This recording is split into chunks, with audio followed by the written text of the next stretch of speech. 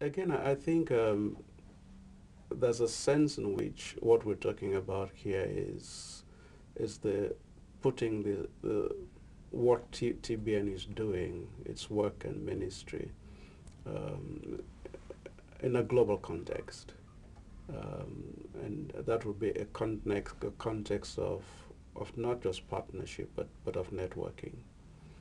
Um, there's an African proverb that says, if you want to go fast, go alone, but if you want to go far, travel with others.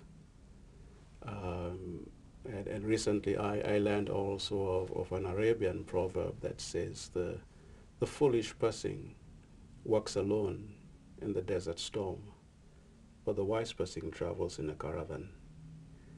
Um, and it seems to me that that's important, not simply coming from an African perspective of community, but I think that also important in the context of, again, biblical partnership.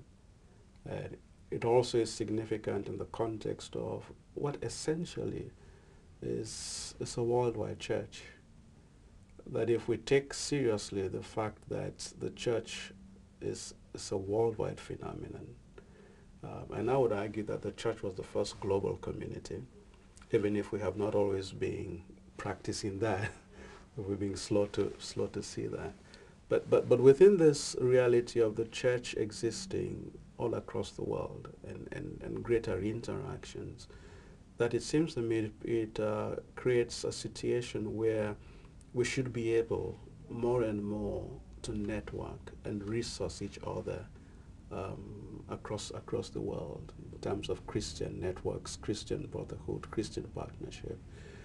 And I think then I would set what Theological Book Network is doing within that wider context of worldwide networking, not just of theological institutions, but of the church really, because those theological institutions serve, or exist rather, to serve the church. And I think one of the distinctives of TBN is that it works across churches and denominations. So that is, it's a rather timely networking, not only of theological institutions, but of different churches and denominations and traditions. Um, so let's continue to work together and not work alone.